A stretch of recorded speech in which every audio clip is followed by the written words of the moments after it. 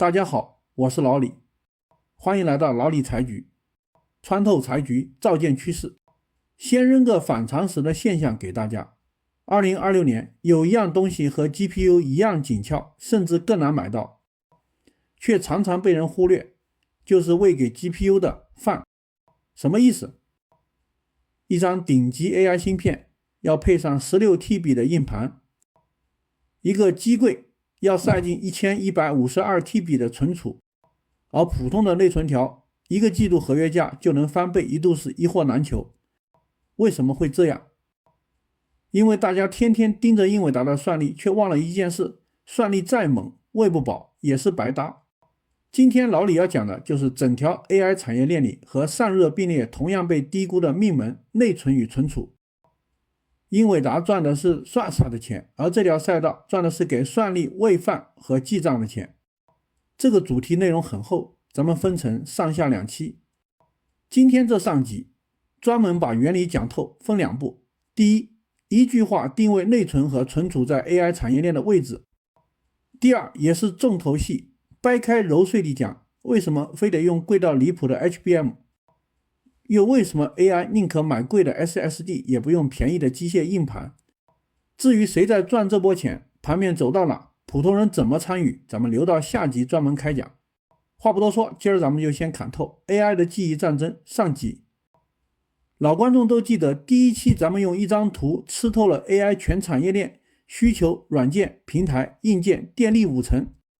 今天讲的内存与存储就藏在硬件层里头。硬件层我当时拆了4块：算力核心、内存与存储、互联通信、制造封装。一句话定位 GPU 负责算，内存与存储负责记和存。没有他们再强的算力也只是空转。产业链结构详情大家回看第一期。今天咱们就把内存与存储这一块从硬件链里单独拎出来，往深了挖。那它到底是个啥结构？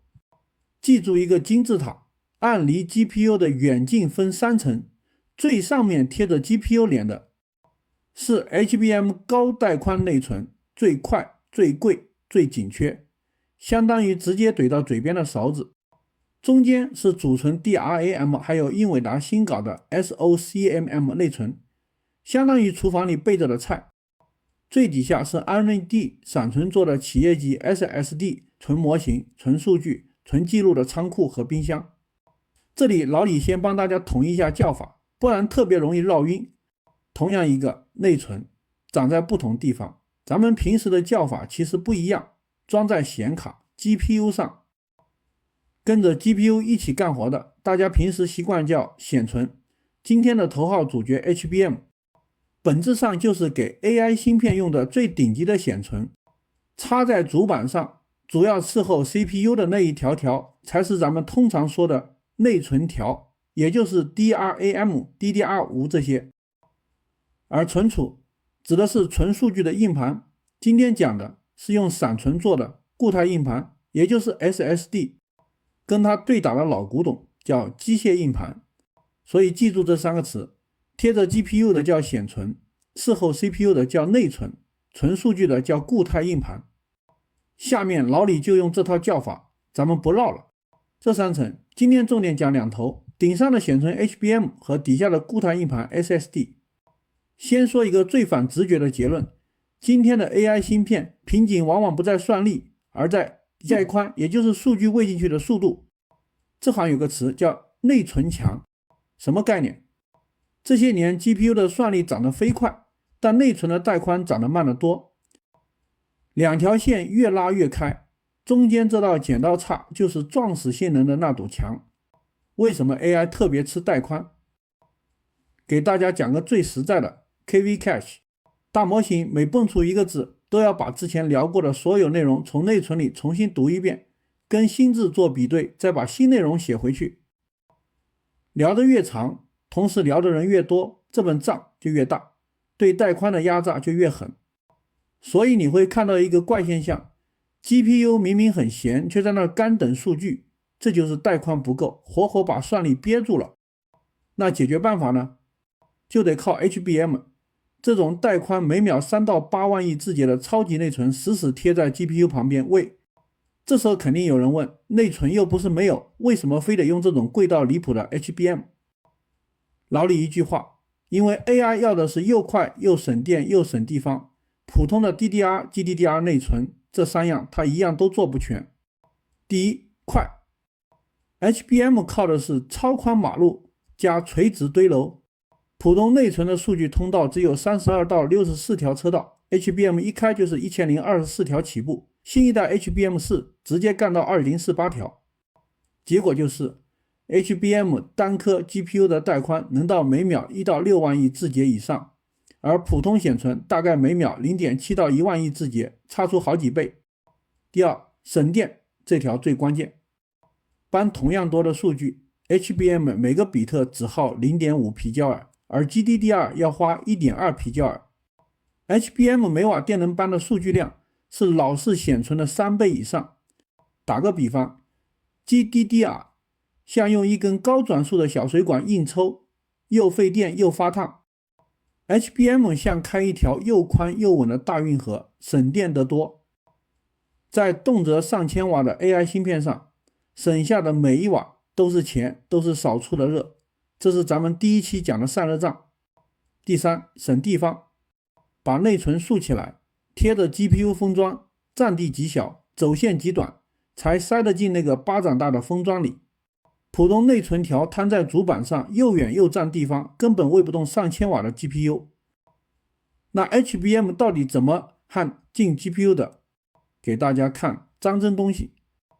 DRAM 裸片被磨到只有50微米，比头发丝还薄，靠龟通孔 TSV 加微凸点一层层垂直叠起来，最底下一颗逻辑基底管调度，然后整个堆栈和 GPU 一起摆到一块硅中介层上，再贴到基板。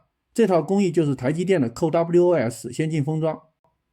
一句话收口， HBM 不是为了快而快，而是 AI 这种带宽吃紧的活逼出来的，目前几乎唯一可行的方案。代价就是贵难造，产能紧张，这也是为什么全世界都在抢 HBM。 讲完顶上的 HBM， 再讲底下的仓库 SSD。 不过这里很多朋友会先冒出一个疑问，显存不够用，不应该是溢出到内存，也就是 CPU 旁边那些内存条吗？怎么扯到硬盘上去了？要讲清楚 AI 为什么离不开 SSD， 咱们得先搞明白一件事， GPU 到底是怎么拿数据的。先承认一个事实，单论器件速度，内存 DRAM 确实比任何硬盘都快得多，这没争议。可问题不在器件，在取数的方式。传统做法是把数据先放进系统内存， GPU 要用的时候再靠 CPU 一次次把它搬进显存。这条路有2个要命的毛病，一是全程靠 CPU 搬运， CPU 一忙立马成了瓶颈；二是这个过程是同步的， GPU 得停下来等，数据没搬到位，它就只能干等着。英伟达的解法叫 GPU Direct Storage， 让靠近存储的 DMA 搬运引擎把数据直接从 NVMe 固态硬盘搬进显存，全程 CPU 不沾手，也不在系统内存里中转。更妙的是，它能异步干活， GPU 正埋头算这一批的时候，下一批数据已经被提前预取进了显存，等 GPU 一回头，数据早就摆在那儿了。取数和计算重叠起来， GPU 几乎不用空等，效果有多明显？ Meta 用上它，训练数据加载从每秒 50GB 提到 192GB， 快了将近4倍。存一个大模型检查点，原来走 CPU 要4到5分钟，直连之后45秒就完。关键就在这儿，这套异步直连 CPU 不参与的玩法，对存储端要求极高，必须是微秒级响应，扛得住超高并发的 NVMe 固态硬盘才接得住这个节奏。机械硬盘是毫秒级的机械臂，根本接不上。所以 AI 存储不是显存不够随便找个仓库堆着，而是需要一条能异步、能高速直连未进 GPU 的存储通道。这条通道只有 SSD 干得了，机械硬盘干不了。这才是 AI 离不开 SSD 而不是只用机械硬盘的根本原因。搞清楚了这条高速路，再看一个反差，机械硬盘每 TB 明明便宜得多， AI 却宁可花大价钱上 SSD。 为什么单单认 SSD？ 老李给大家算4本账。先说清楚立场，不是说机械硬盘要被淘汰，真正的冷数据归档备份，机械硬盘按每 TB 算还是最便宜的，照样有它的位置。被替换掉的是 AI 那些又热又频繁的数据。咱们就算这部分的4本账。第一本账，性能账，喂不喂得动 GPU。 机械硬盘是物理结构，靠磁头转着找数据，是毫秒级。 SSD 是电子访问，是微秒级，快上千倍。顺序读取速度，旗舰 SSD 能到每秒14500兆字节，机械硬盘才285兆，随机读写更是差出成百上千倍。这意味着啥？你那上万张几万美元一张的 GPU 硬盘一慢，全在那儿干等 IO， 等于拿全世界最贵的算力去等最慢的那只机械臂，这账谁算谁肉疼。第二本账，电力和密度账，这是 OPEX 的大头。单看一块盘，机械硬盘好像还省点电，但要看每 IOPS 每机架怎么算。同样的性能，36块 SSD 就能干翻360块机械硬盘，功耗却只有1/10。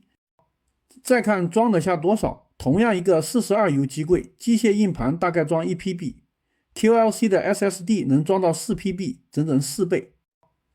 连锁反应就是装同样的容量， SSD 用更少的机柜，更少的电，更少的网口，更低的 PUE。 当电力和机房成了 AI 最稀缺的资源，每瓦能存多少，比每 TB 多少钱更重要。第三本账，可靠性和运维账，停机就是烧钱。机械硬盘有马达，有磁头，有轴承，会磨损，怕震动，怕高温。 SSD 没有任何机械件，寿命上企业级 SSD 的平均无故障时间是机械硬盘的2倍。微软 Azure 实测的年故障率， SSD 是 0.79%， 机械硬盘是 1.83%， SSD 可靠1倍。盘越多越容易坏，换盘重建上门维护就越频繁。 SSD 又可靠又密度高，省的全是真金白银的运维费，这点在边缘无人值守的场景里尤其要命。第4本账，供给账，现在你根本买不到机械硬盘。